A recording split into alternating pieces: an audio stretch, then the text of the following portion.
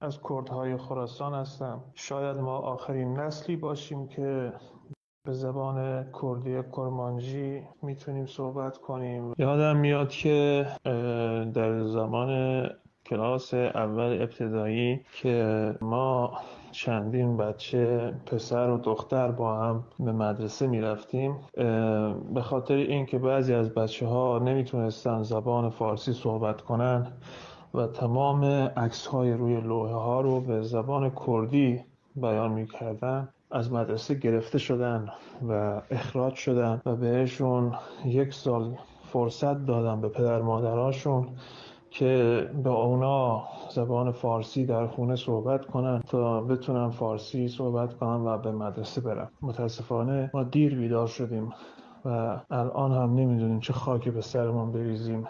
ما کردهای نیشابور دیگه اینطوری بگم که دیگه 99% فارس شدن و کردی نمیتونن صحبت کنن بچه هاشون. متاسفانه این زبان فارسی بر ما تحمیل شد. این باعث شد که ما زبان مادریمون در آستانه نابودی قرار بگیره. یعنی اگر تو بچت نتونی فارسی یاد بدی، یعنی بچت ضرر کرده، از درس مدرسه عقب مونده.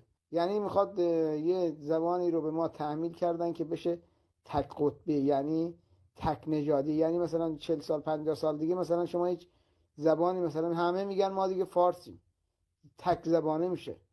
در آستانه کسی هم که هویتش، تاریخش، زبان مادریش نابود شد، همه چیزش نابود میشه.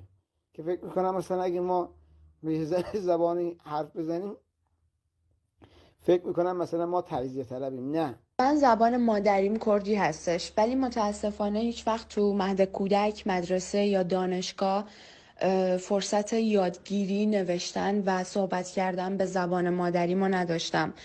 و الان که به 4 تا زبان صحبت میکنم، قسمت غم انگیزش برای من اینه که قواعد و گرامر زبانهای دیگر رو بهتر از زبان مادریم بلدم و این یعنی زبان مادریم رو به نابودی هستش.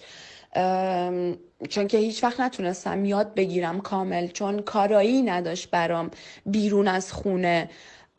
و حتی بارها شاهده این بودم که افراد با سن بالا که زبان مادریشون زبانی غیر از فارسی بود، تو خیلی جاها مثل اداره ها یا حتی مطب دکتر نمیتونستن کارشون رو جلو ببرن و مشکلشون رو بگن و همیشه به کمک نیاز داشتن و مشکل براشون پیش میاد.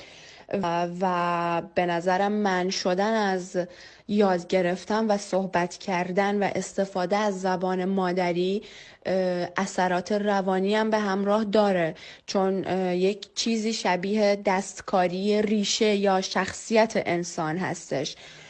چون به غیر از زبان مادری هر زبان دیگری زبان دوم حساب میشه، ولی ما همیشه مجبور بودیم که زبان مادریمونو به عنوان زبان دوم ببینیم.